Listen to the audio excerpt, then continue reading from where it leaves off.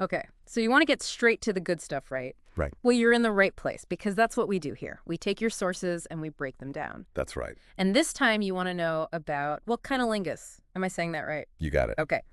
Cunnilingus. And your source is Sean Bapier's Cunnilingus 101. A classic. So what we're going to do today is go through this together. We'll pull out all the really interesting and useful stuff. The insights. The how-tos. Yeah, exactly. We're not just going to list the techniques, but we're going to try and understand the why behind them. The principles behind them. Exactly. So you can really master this. So the book starts out talking about mindset, which I thought was interesting. Mindset is huge. It is, yeah. It's not just about the physical stuff. No. It's about how you approach it. Totally. It's like the intention you bring to it. Right. And Bapier talks about bringing genuine enthusiasm and passion to the experience. Yeah, like you're really into it. Yeah. He even calls the body the temple of pleasure. I mean, what do you think about that? I think it's about reverence. Yeah. Treating it as something special, not just like another thing you do. Yeah. It changes your whole approach. Yeah. You become more attentive, more sensitive. Present. Yeah. Which kind of leads into his next point, which is about treating Cunnilingus as the main event, not just foreplay. Not just a warm-up. Right. And so how do you think that changes things? Well, it makes it its own thing, right? Like Yeah. it deserves its own time and attention. Right. It's not rushed. Yeah. And when you give it that time, you can really explore. You can connect with your partner on a deeper level. And that's where he introduces this idea of the oral sex connoisseur. Oh, yeah. I thought this was interesting. It's not about being some kind of expert performer. No. It's more about the qualities you bring. Yeah. Like Yeah. patience, not rushing straight for the clitoris, but taking the time to explore the entire vulva. The whole landscape. Right. And he talks about adoration, enthusiasm, really expressing your desire. Showing your appreciation. Yeah. And then there's this idea of being sexually mesmerizing, like creating a trance-like state through intention, touch, those nonverbal cues. What do you make of that? I think it's about creating an experience, Yeah. It's not just physical. Right. It's multi-sensory. Exactly. It's emotional. Like using eye contact, holding hands, all of that. Yeah, drawing them in. Exactly. And then he says something I thought was really interesting. He advises against focusing too much on orgasm. Oh, yeah, the goal-oriented thing. Right. What do you think about that? I think it's about taking the pressure off. Yeah. When you're too focused on the outcome, it can actually make it harder to get there. Makes sense. You get all tense and anxious. Exactly. It's about enjoying the journey, being present in the moment, and then the orgasm will often happen naturally. Yeah. Okay, so we've got the right mindset. Now let's talk about some of the actual techniques. Let's get into it. He talks about anticipation, right? Building up that tension, like kissing down the thigh, teasing the areas around the vulva before direct contact. Why is that so effective? It's like foreplay within foreplay. Oh, yeah. I like that. It's about building desire, making them want it even more. Yeah. And then he says to start slow and soft, gradually increasing the speed and pressure. Why do you think that's important? Well, you don't want to overwhelm the senses, right? Right. Especially the clitoris, which can be very sensitive. Right. You want to start gently and let the body get used to the sensations. Kind of ease into it. Exactly. And then you can build from there. And then he talks about adaptive stimulation, which is really about listening to your partner's body. Yeah. Paying attention to their cues. There's adjusting your touch, your licking, based on how they're responding. Exactly. It's not a one-size-fits-all thing. Right. And he's very clear about not just like aimlessly jabbing inside the vagina. Oh, yeah. Don't just go in there randomly. Right. Focus on those key erogenous zones, like the G-spot, the AFE zone, just to be clear. That's the anterior fornix erogenous zone. Right. The perineum, even just massaging the vaginal walls. It's about being intentional. Exactly. Not random. You want to know what you're doing and why you're doing it. Right. It's not just about licking. No. Yeah. It's about stimulating those areas that are going to bring the most pleasure. And he mentions mental foreplay. Teasing through messages, dirty talk beforehand. Oh, that's a good one. Right. Getting things started before you're even physically together. Exactly. Because the mind is a powerful erogenous zone. It is. So you're already building arousal before any physical touch. And then he talks about her breathing. Her breathing. Yeah, how it's a barometer of arousal. Oh, right. Faster breathing, deeper breaths, those can be signs of increasing arousal. Yeah, yeah. And on the other hand, shallow breathing or holding their breath could mean they're uncomfortable. Or that you need to change something. Yeah. So pay attention to that. And then just briefly, muscle tension. Sudden tension without other signs of arousal could be a bad sign. Yeah, like something's not right. But some tension, especially in the lower abdomen, hips, inner thighs, can be good. It's a sign of arousal, yeah. Right. And so it's really about reading those subtle physical cues. Being a good observer. Exactly. Now, he also talks about the importance of consistent stimulation, but avoiding monotony. So how do you do that? Well, you want to cycle through a few different licking variations. Okay. Maybe incorporate some pauses. Keep it interesting. Yeah. And maintain a rhythm, especially as you get closer to orgasm. And you can adjust the pressure and speed as needed. Exactly. And then he talks about the tease and the attack, which I thought was interesting. Yeah, that's a good one. So you tease by decreasing stimulation, like slowing down, lightening the pressure, changing the rhythm. And then you attack. With increased speed and a consistent rhythm. And you start by focusing around the clitoris, but not directly on it. Right, you're building up to it. Yeah. And then you shift the focus to the clitoris itself. Yeah. It's all about playing with the levels of stimulation. It's like a dance, you know? Yeah. Push and pull. And it all comes back to what he calls awareness of her body. Paying attention to her breathing, muscle tension, sounds, movements. Reading those signs. To really understand what's working for her. Yeah, it's active listening with your senses. Okay, so we've laid the groundwork. Now let's get into the bread and butter moves, as he calls them. Okay, the basics. Yeah. First up, tongue circles.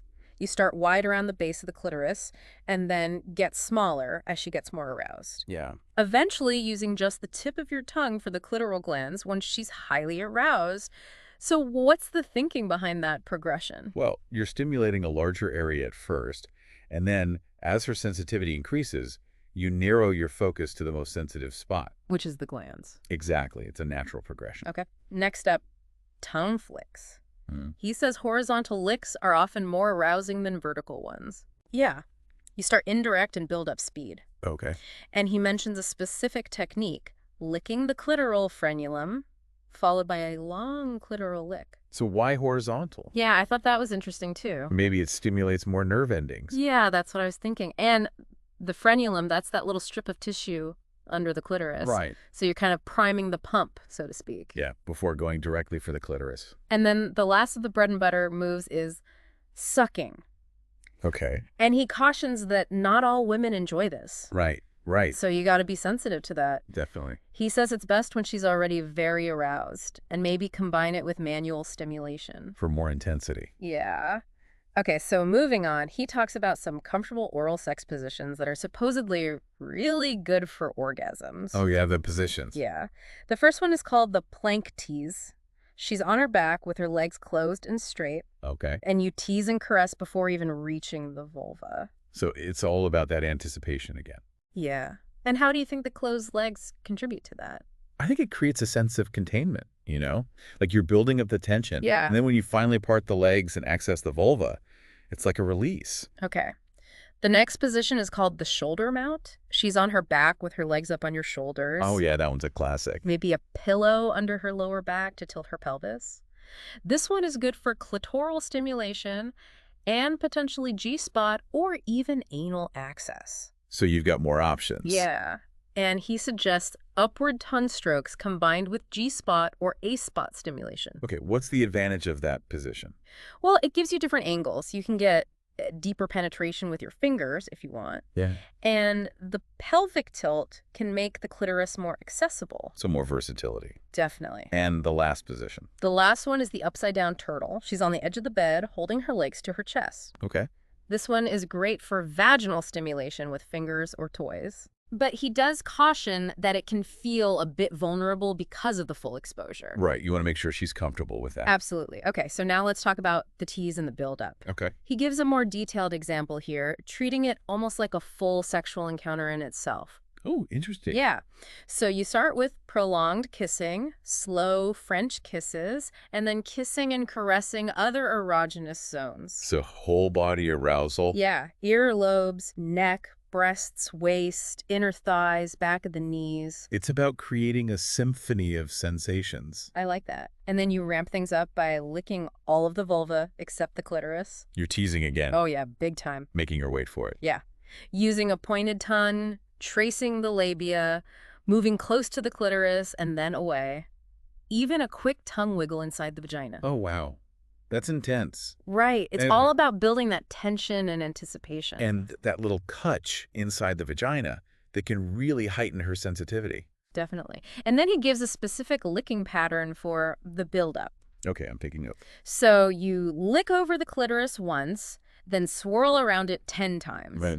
Occasionally give it a quick lick, back off, and lick circles around it. Okay.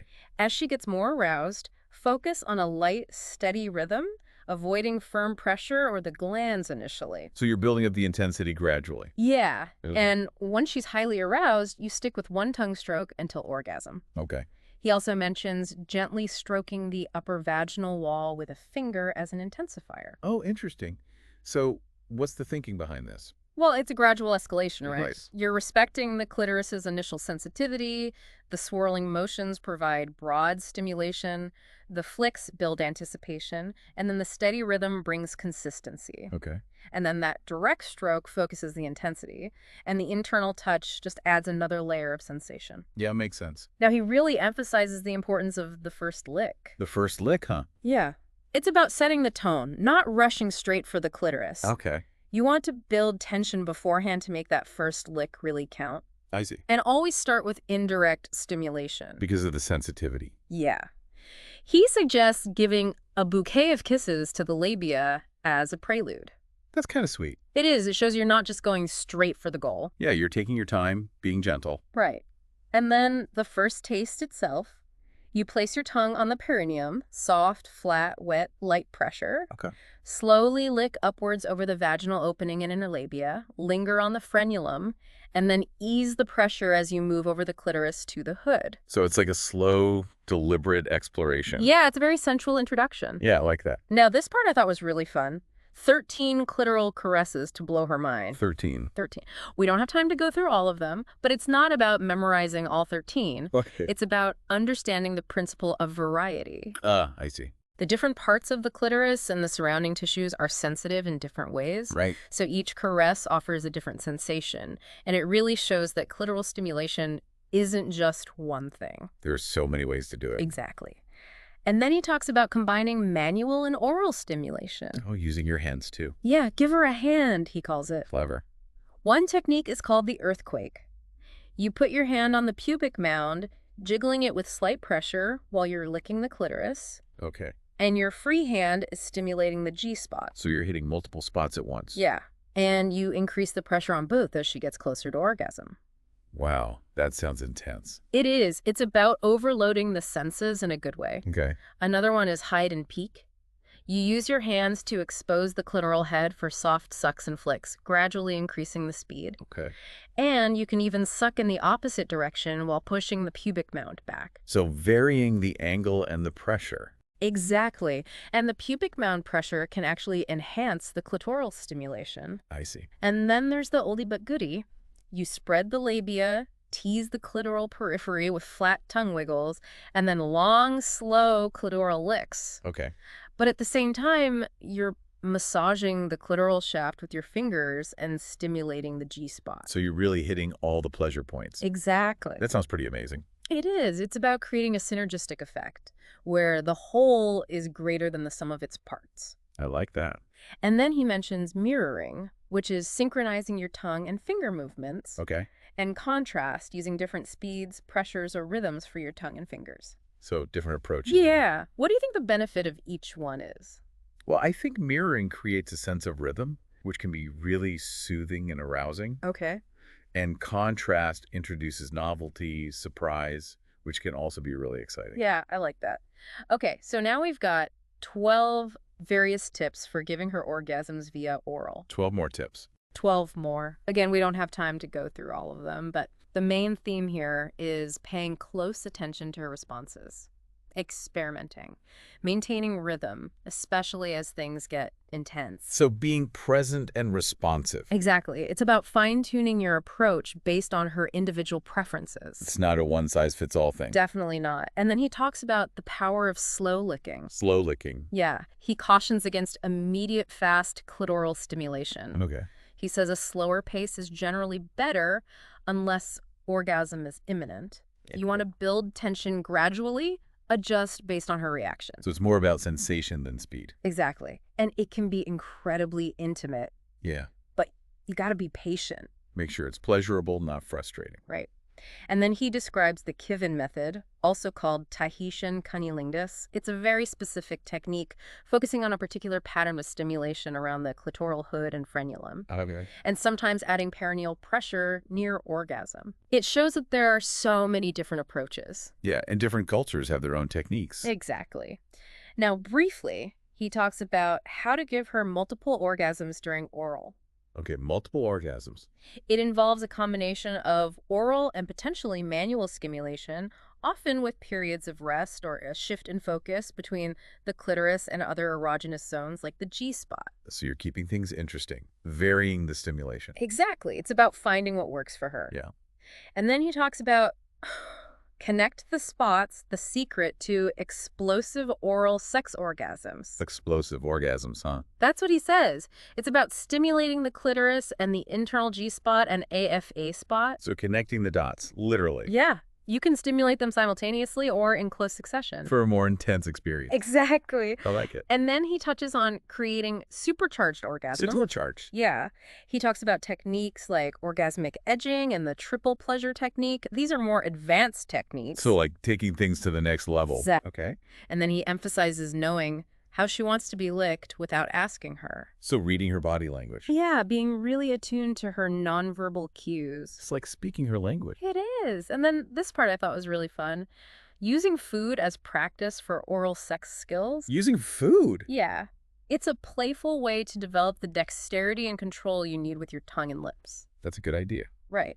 So you can practice on things like mangoes, strawberries, grapes, peaches, Okay. focusing on different movements, pressure, suction. Makes sense. And then he gives the basic step-by-step guide to going down on her. Okay, back to basics. He reiterates those core principles. Her relaxation is paramount.